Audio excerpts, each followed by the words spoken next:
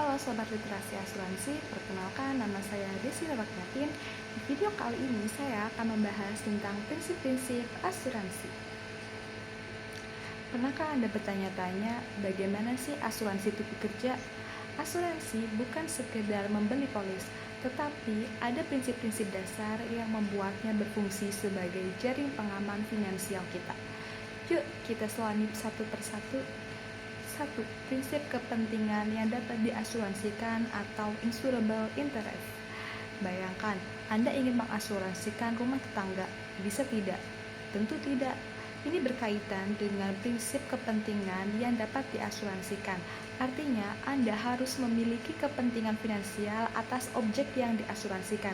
Jika terjadi kerugian pada objek tersebut, Anda akan menderita kerugian finansial juga. Contoh, Anda bisa mengasuransikan rumah Anda sendiri karena jika rumah Anda tersebut rusak, Anda yang akan mengalami kerugian finansial tersebut. 2.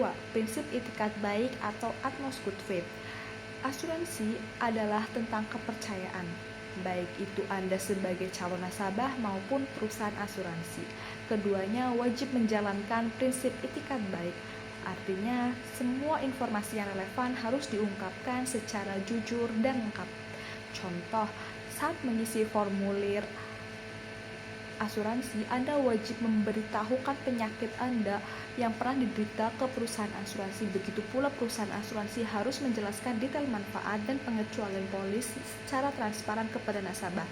3. Prinsip indemnitas atau indemnity.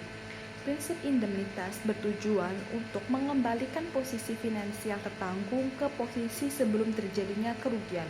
Asuransi bukan untuk mencari keuntungan, tapi untuk mengganti kerugian yang terjadi. Contoh, jika mobil Anda yang diasuransikan mengalami kerusakan senilai 50 juta rupiah, maka perusahaan asuransi akan mengganti maksimal 50 juta rupiah, bukan lebih. Tujuan utamanya adalah untuk mengembalikan mobil Anda seperti semula, bukan untuk memberi Anda uang lebih. Nah, keempat, prinsip subrogasi atau subrogation. Setelah perusahaan asuransi membayar klaim kepada Anda, ada kalanya perusahaan asuransi memiliki hak untuk menuntut pihak ketiga yang menyebabkan kerugian. Ini yang disebut subrogasi. Contoh, jika mobil Anda rusak karena ditabrak kendaraan lain dan asuransi telah membayar biaya perbaikan Anda, maka hak untuk menuntut ganti rugi pada penabrak itu beralih ke perusahaan asuransi. 5. Prinsip kontribusi atau contribution. Bagaimana jika Anda mengasuransikan satu objek pada lebih dari satu perusahaan asuransi? Nah, disinilah prinsip kontribusi berjalan. Jika terjadi kerugian, maka semua perusahaan asuransi yang menanggung objek tersebut maka berbagi beban ganti rugi sesuai porsi masing-masing. Anda tidak bisa mendapatkan ganti rugi penuh dari masing-masing perusahaan. Contoh, Anda memiliki rumah yang diasuransikan di asuransi A senilai 1 miliar dan di asuransi B senilai 500 juta rupiah.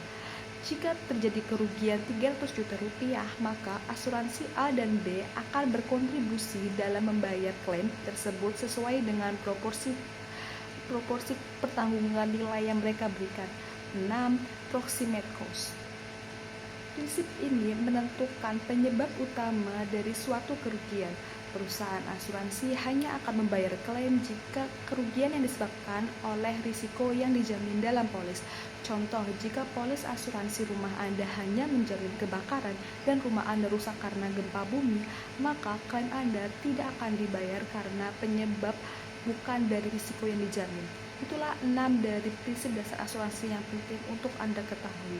Dengan memahami prinsip-prinsip ini, Anda dapat lebih bijak dalam memilih produk asuransi. Ingat, asuransi adalah investasi untuk ketenangan pikiran. Oke, sekian dari video kali ini. Sampai jumpa di video pembahasan literasi asuransi selanjutnya. See you.